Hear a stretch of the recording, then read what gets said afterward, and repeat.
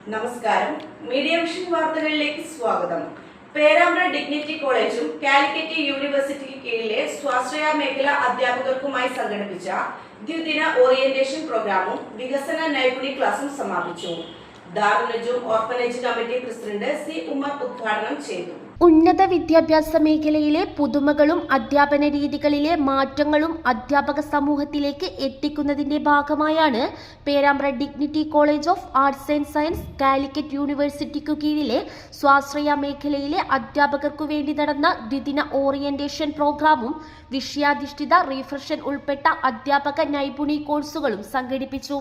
ദാറുൽ Najoom orphanage committee president C Umar ഉദ്ഘാടനം ചെയ്തു. 9-10 ക്ലാസ്സുകളുടെ ട്യൂഷനൊക്കെ നടന്നു പോകുന്നത് എൻ്റെ പേരിൽ കോളേജ് പോയത് ശ്രീനാരായണ ഗുരു ഓപ്പൺ യൂണിവേഴ്സിറ്റി വന്നു. അതിൻ്റെ സ്റ്റാറ്റ്യൂട്ടിൽ എഴുതി വെച്ചു, ആ യൂണിവേഴ്സിറ്റി തുടങ്ങുന്ന ഒരു കോഴ്സും കേരളത്തിൽ ഒരു യൂണിവേഴ്സിറ്റിയും ഡിസ്റ്റൻസ് മോഡിൽ നടത്താൻ പാടില്ല. അതോടുകൂടി ഘട്ടം ഘട്ടമായി ആദ്യം ലാംഗ്വേജസ് പോയി, പിന്നെ ഹ്യൂമാനിറ്റീസ് കോഴ്സുകൾ പോയി, പിന്നെ BCom BBA പോയി.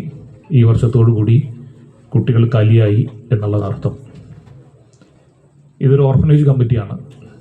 ഓർഫനേജ് കമ്മിറ്റി ഒരുപാട് അനാഥകൾ പഠിച്ചിരുന്ന ഒരു കാലഘട്ടം ഉണ്ടായിരുന്നു. അനാഥരും അഗതികളുമായിട്ടുള്ള ആളുകൾ കേരളത്തിലെ വ്യത്യസ്ത മതവിഭാഗങ്ങൾ നടത്തുന്ന ഓർഫനേജുകളിൽ ഉണ്ടായിരുന്നു. പല നിയമങ്ങളുടെ നൂലാമാലകൾ കൊണ്ട് ഇപ്പോൾ ഏകദേശം എല്ലാം ശൂന്യമായി തുടങ്ങി. ഞാൻ മനസ്സിൽ കാണുന്ന ഒന്ന്, തുടങ്ങിക്കഴിഞ്ഞ ഒന്ന്, അൺഎയ്ഡഡ് കോളേജുകൾ ഘട്ടം ഘട്ടമായി പൂട്ടിക്കൊണ്ടിരിക്കുന്നു എന്നുള്ളതാണ്. എല്ലാം എന്ന് ഞാൻ പറയുന്നില്ല, ക്വാളിറ്റി ഇല്ലാത്ത സ്ഥാപനങ്ങൾ അടച്ചു പൂട്ടിക്കൊണ്ടിരിക്കുന്നു എന്നുള്ളതാണ്.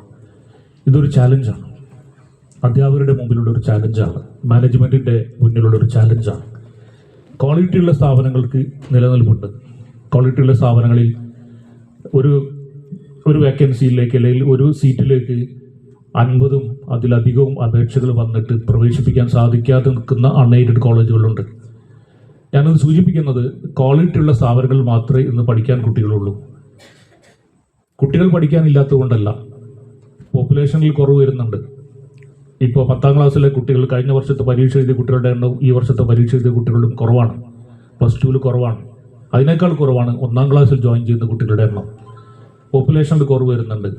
പക്ഷേ നമ്മുടെ വിദ്യാഭ്യാസ സ്ഥാപനങ്ങളുടെ എണ്ണം കൂടിക്കൊണ്ടിരിക്കുന്നു. തുടങ്ങുന്ന കോഴ്സുകളുടെ എണ്ണം കൂടിക്കൊണ്ടിരിക്കുന്നു. എല്ലാവരും ഒരേ തരത്തിലുള്ള കോഴ്സുകൾ തുടങ്ങുന്നു. അപ്പുറത്തുള്ള ആൾ നമ്മൾ സാധാരണ കാണുന്നത്, ഒരാൾ ഒരു ടർഫ് തുടങ്ങിയാൽ അതിൻ്റെ തൊട്ടടുത്ത് തന്നെ വേറെ ആൾ ടർഫ് തുടങ്ങും. ഒരു ചപ്പാത്തി കമ്പനി തുടങ്ങിയാൽ വേറെ ആൾ ചപ്പാത്തി കമ്പനി തുടങ്ങും. അതേപോലെ ഒരാൾ ഒരു കോഴ്സ് തുടങ്ങിയാൽ തൊട്ടടുത്തുള്ള ആളുകളൊക്കെ അതേ കോഴ്സ് തന്നെ തുടങ്ങും.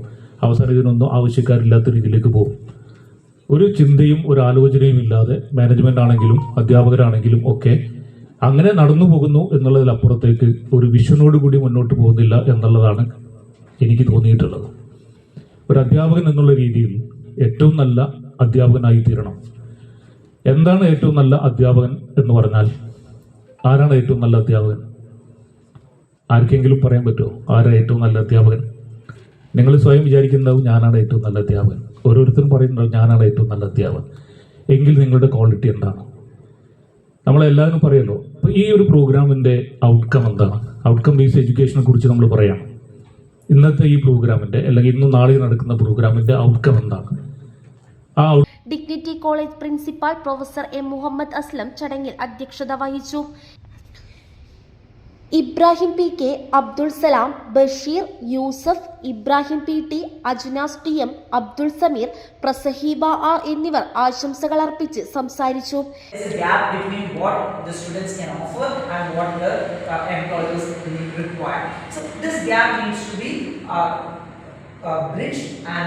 So the undergraduate program has been revised to incorporate skill acquisition courses which AK Abdul Azeez സ്വാഗതം പറഞ്ഞ ചടങ്ങിന് ഡോക്ടർ സജിന നന്ദി പറഞ്ഞു.